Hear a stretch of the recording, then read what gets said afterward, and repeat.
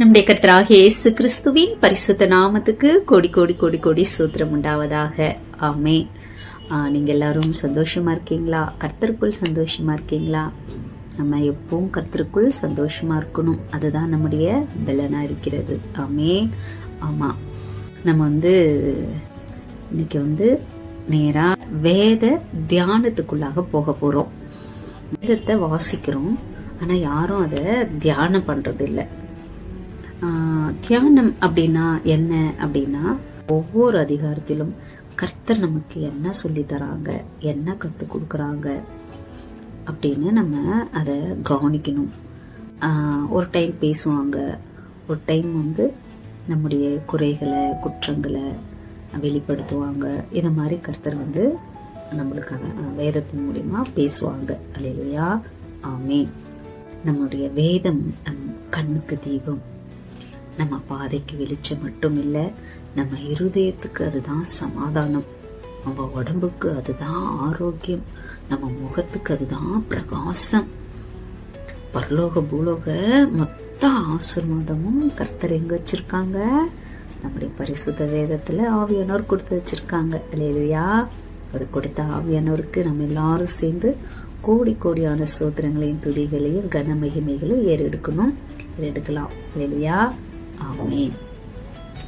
இது இன்னும் முக்கியமானது என்ன அப்படின்னா, நம்முடைய சிருஷ்டிகர்த்தர் யார் என்பதையும், நம்முடைய இரட்சகராகிய இயேசு கிறிஸ்து யார் என்பதையும், நம்ம இந்த உலகம் முடியும் வர சதா காலமும் ஒவ்வொரு நாளும் நம்மளை விட்டு விலகாம நம்மோட கூடவே இருக்கிற பரிசுத்த ஆவியானவர் யார் என்பதையும் நம்ம தெரிஞ்சுக்கணும். அதுக்குதான் கர்த்தர் நமக்கு பரிசுத்த வேதாகமத்தை கொடுத்துருக்குறாங்க.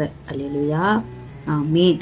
நம்முடைய திரித்துவ தேவன் யார் என்பதை நம்ம ஆழமா தெரிஞ்சு வச்சிருந்தா மட்டும்தான் நம்ம இந்த உலகத்துல வருகிற உபத்திரத்துக்கும் சோதனையிலிருந்தும் ஆபத்திலிருந்தும் பிசாசு கண்ணியிலிருந்தும் நம்ம விழுந்திடாம கர்த்தருக்குள்ள எப்போ சந்தோஷமா, கர்த்தருக்குள்ள எப்போ பலனா, கர்த்தருக்குள்ள எப்போ நிலைச்சிருக்க நம்மளால முடியும். அல்லேலூயா, ஆமென். ரட்சிக்கப்பட்ட கிறிஸ்தவர்கள் கூட நிறைய சீரியல், சினிமா இதெல்லாம் பார்க்குறாங்க. தயவு செஞ்சு இந்த இப்போ நான் பேசுறத நீங்க பார்க்குறவங்க யாரா இருந்தாலும் தயவு செஞ்சு சொல்றேன், உங்களுக்குள்ள அத மாதிரி சீரியல் பார்க்குறதோ, சினிமா பார்க்குறதோ, சினிமா பாட்டு கேட்குறதோ, பாடுறவங்களோ யாராவது இருந்தீங்கன்னா தயவு செஞ்சு இப்பவே அதெல்லாம் நீங்க கர்த்தர்கிட்ட அந்த பாவத்தை அறிக்கை செஞ்சு விட்டுடுங்க. அது ஒரு பாவம், மிகப்பெரிய பாவம்.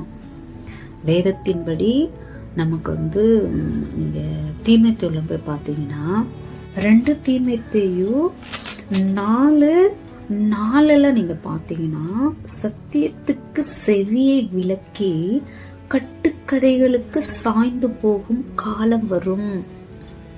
இதுதான் அந்த காலம். அப்ப நமக்கு சீரியல், சினிமா இதெல்லாம் கற்பனையில கற்பனையா கட்டுக்கதைகளை வச்சு இது சேருது. ஏன் அப்படின்னா டைம் பாஸ். இதெல்லாம் பார்த்தா கொஞ்சம் நம்ம என்ன கொஞ்ச நேரம் ஜாலியாக தானே பார்க்குறோம் அப்படின்னு சொல்லிட்டு என்ன பண்ணுறோம், நம்ம இதில் என்ன தப்பு இருக்கு அப்படின்னு சொல்றாங்க. கண்டிப்பா சொல்றேன், இந்த நேரத்தை எல்லாமே பிசாசானவன் உலக காரியத்துக்கு, சத்தியத்தை தெரிஞ்சுக்க விடாம, அறிஞ்சிக்க விடாம, ஜெபிக்க விடாம, வேதத்தை தியானிக்க விடாம நேரத்தை திருடுறான். நமக்கு சத்தியம்னா உண்மை, இந்த உண்மையை தெரிஞ்சுக்க விடாம, வேத உண்மையை தெரிஞ்சுக்க விடாம கட்டுக்கதைகளுக்கு, கற்பனை கதைகளுக்கு நேரத்தை கொடுத்து பிசாசன் என்ன பண்றான், கர்த்தரை விட்டு வழியை விலக பார்க்கும்போது நமக்கு சோதனை வரும்போது, ஆபத்து வரும்போது, வியாதி வரும்போது, தரித்திரம் வரும்போது, இல்லையா, இப்படியெல்லாம் பிசாசு என்ன பண்ணுவான், உள்ள கொண்டு வரும்போது நம்ம அதை எதிர்த்து நிற்க முடியாது, கீழே விழுந்துருவோம். அதனால தயவு செஞ்சு அது பிரதர்ஸ் சிஸ்டர்ஸ் இல்லை வயசானவங்க, ஐயோ வயசானவங்க தானே அப்படின்னு இல்லாமல் அவங்க எல்லாருமே தயவு செஞ்சு இப்பிலிருந்து விட்டுடுங்க. அது ஒரு பாவம், அறிக்கை செஞ்சு தயவு செஞ்சு விட்டுடுங்க. அந்த நேரத்தை வேத வாசிக்கவும் தியானிக்கவும் பயன்படுத்துங்க. ஏன்னா நம்ம கடைசி நாட்கள்ல இருக்கோம், கடைசி காலம் கூட இல்லை, கடைசி நாட்கள்ல நம்ம இருக்கோம். நேரத்தை வீணாக்குற காலம் இது இல்லை.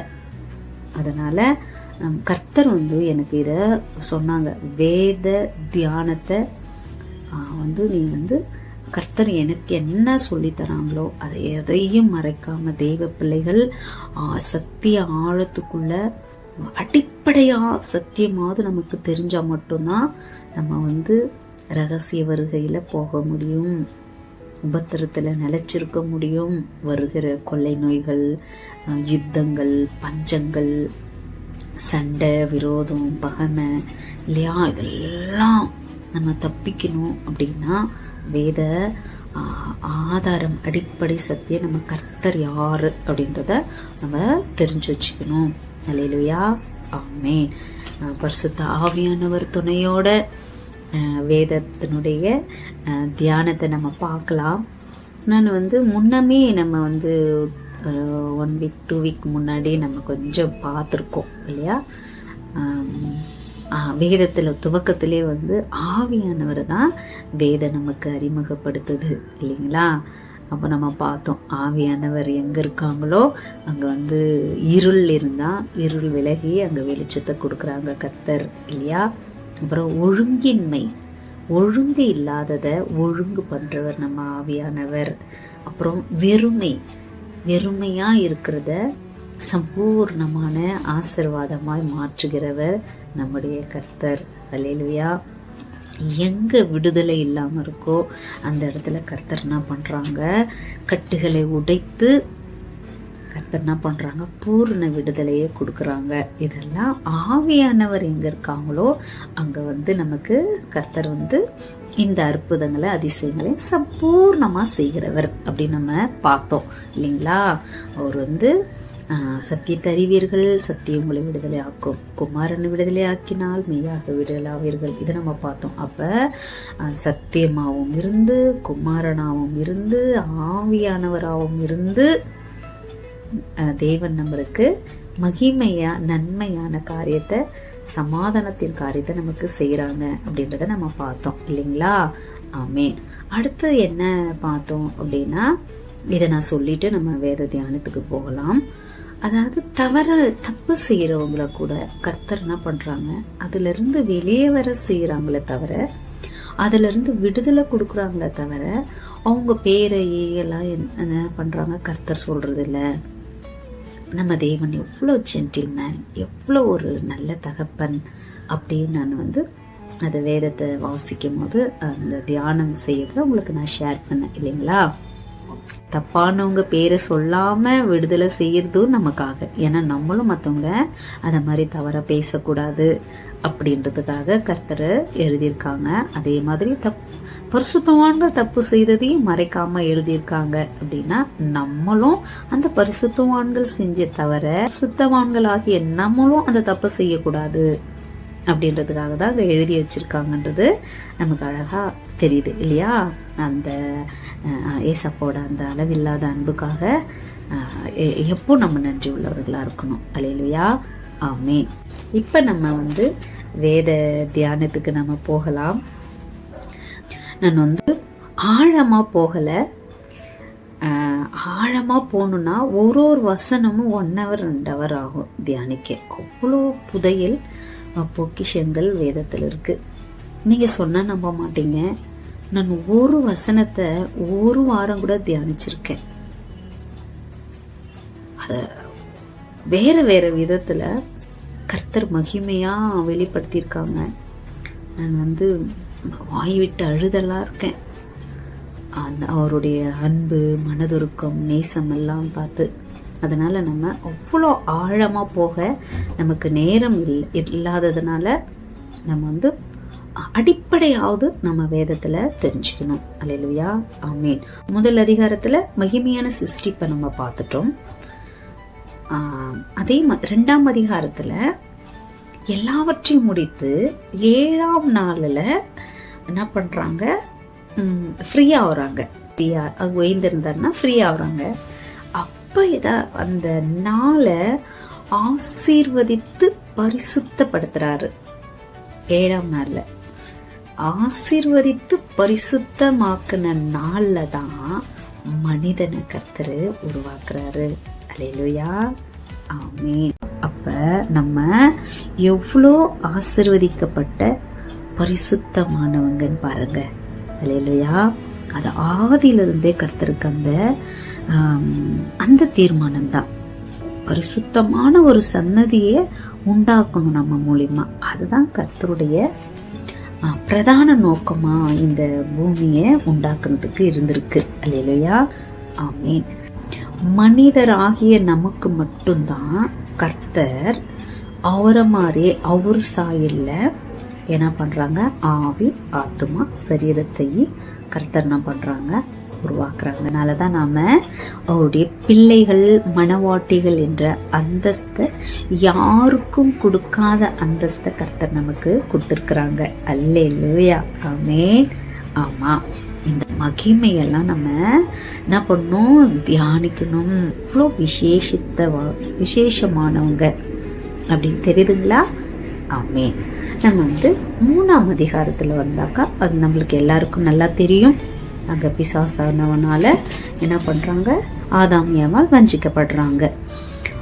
இதை இன்னும் கொஞ்சம் ஆழமாக நம்ம தியானிக்கணும் அப்படின்னா 3ஆம் அதிகாரத்தை, பிசாசனுடைய நோக்கம் என்னன்னா, எப்படி லூசிபர் அவன் தான் பிசாசு இல்லையா, எப்படி தெய்வ சந்நிதியிலிருந்து அவன் ஸ்தானத்திலிருந்து கர்த்தர் முழுமையா தள்ளிட்டாரு. அதனாலதான் அவன் பிசாசா மாறினான்.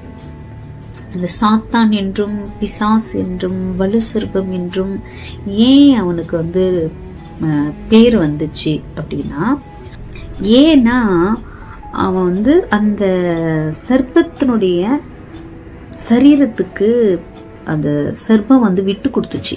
அது அனுமதிச்சிச்சு. அந்த சரீரத்தை அனுமதிச்சதுனால அந்த சரீர ரூபத்துல பிசாசு வந்ததுனால அதுக்கு வலுசர்ப்புன்ட்டு பேர் வந்தது. நம்ம வெளிப்படுத்தலாம் அதை நம்ம பார்க்குறோம். அதே அவனுடைய அடையாளமாகவும் ஆயிடுச்சு. இப்ப இருக்க சர்பம் இருக்குதுங்க இல்லையா, பாம்பு, அந்த ரூபத்துல கர்த்தர் அதை படைக்கல. அது நல்லா காலு கையெல்லாம் இருந்ததுன்னு சொல்றாங்க. அதனாலதான் கர்த்தர் என்ன பண்ணிட்டாங்க, இந்த உலகத்திலேயே இருக்கிற எல்லா மிருகத்திலும் உனக்கு நீ வயிற்றுலயே நடந்து, ரொம்ப கஷ்டங்க, வயிற்றுலயே நகர்றது ரொம்ப கஷ்டம். பிசாஸ் இடம் கொடுத்ததுனால வயிற்றுலயே நகரம். உலகத்திலேயே எந்த மிருகத்தும் வயிற்றுல நகர்ற மாதிரி இருக்காது இல்லைங்களா? ஆமா, அது மாதிரி சாபத்தை கர்த்தர் கொடுத்தாங்க, நம்ம பாக்குறோம் இல்லைங்களா?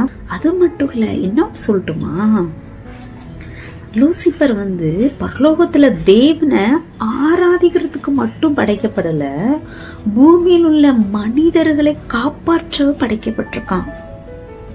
அதை நான் படிச்சுட்டு அதிர்ச்சி அடைஞ்சிட்டேன். நானும் தேவன் அதுக்காக கூட அவனை உண்டாக்கி இருக்காரு. நம்ம அந்த அதிகாரத்தை படிக்கும் போது நம்ம தியானிக்கலாம். அப்ப இப்ப அது அப்படியே தலைகீழா என்ன ஆயிடுச்சு, நம்மளை காப்பாத்துறதுக்காக உண்டாக்கப்பட்டவன் நம்மளை கொல்றதுக்காகவே என்ன மாறிட்டான். அத நம்ம 3ஆம் அதிகாரத்துல பாக்குறோம். அவனுடைய திட்டங்கள் நிறைவேறிச்சானா இல்லை. அது ஒரு சந்தோஷம் எனக்கு. அவன் எந்த திட்டத்தோட நம்மளை வஞ்சிக்க பார்த்தானோ அந்த திட்டம் நிறைவேறிச்சானா நிறைவேறல. ஏன் நிறைவேறல? அது எப்படி தானே, பாவம், அவதான் கீழ்ப்படியாம போயிட்டாங்க, பாவம் சாபம் வந்துச்சு அப்படின்னு நீங்க நினைக்கிறீங்களா? கர்த்தர் என்ன பண்ணாங்க, அந்த தோட்டத்துல இருந்துதான் ஆதாமியவளை அனுப்பிச்சாங்க. அவங்க நிர்வாணிகளா அனுப்பல, அவங்களுக்கு தோளாடைய செஞ்சு அவங்களுக்கு போட்டாரு. அதனாலதான் நான் சொல்றேன், பிசாசு திட்டம் அங்க நடக்கல. அவன் நீங்க இவனா தேவனை போல மாறணும்னு ஆசைப்பட்டு அவன் பாவம் செஞ்சான். ஆனா ஆதாம் ஏவாலாம் அவங்களா நம்ம தேவனா மாறணும்னு நினைக்கல.